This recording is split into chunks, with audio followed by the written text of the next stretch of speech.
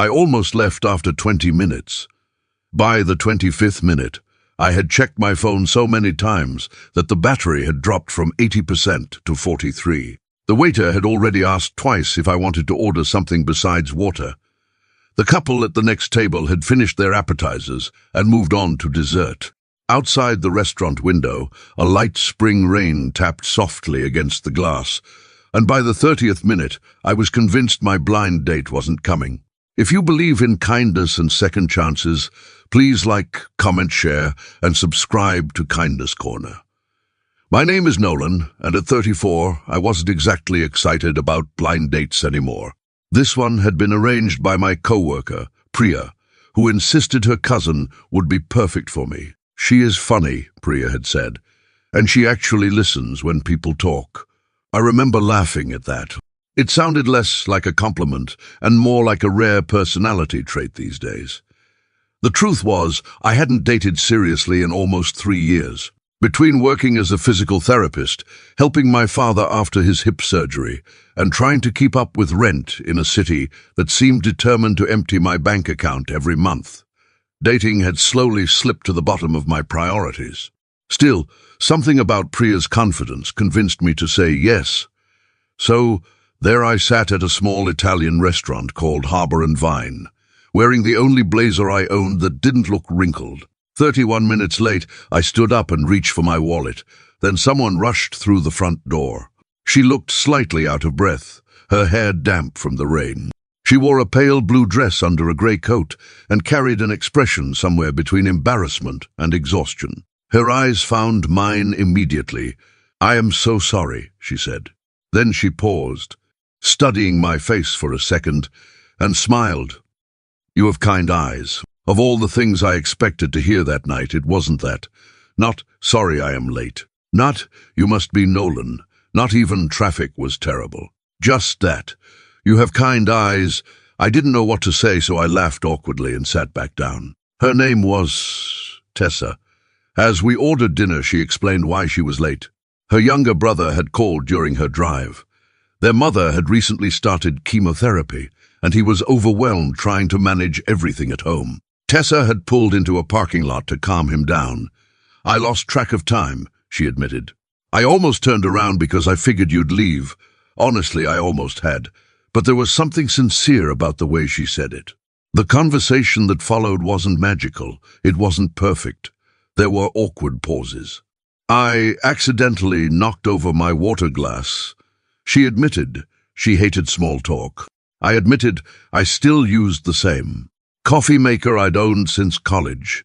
But somewhere between the pasta and dessert, the evening started feeling comfortable. Tessa worked as a graphic designer for a non-profit.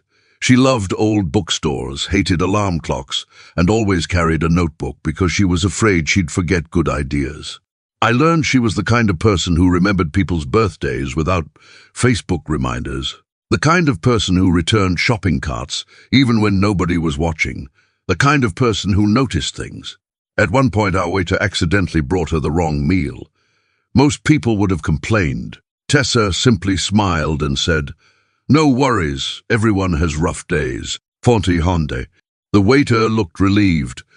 It was such a small moment that most people would forget it immediately. I didn't, because kindness often shows itself in tiny ways. As the evening continued, we talked about family. When I mentioned helping my father recover after surgery, she listened carefully, not waiting for her turn to speak, actually listening. That felt surprisingly rare. Near closing time, we walked outside together. The rain had stopped. The streets reflected the city lights, and the air smelled clean in that way it only does after a storm. We stood beside her car for a moment, neither of us rushing to leave. Then Tessa told me why she'd noticed my eyes when she first walked in. "When I arrived," she said, "you looked disappointed." I laughed. "Fair. Thought you weren't a monk all along. But you weren't angry." She shrugged. "I've spent a lot of time around stressed people lately.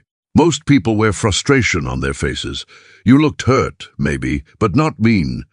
I didn't know how to respond, because the truth was I'd been disappointed. But hearing her say that made me realize something. Kindness isn't pretending everything is okay.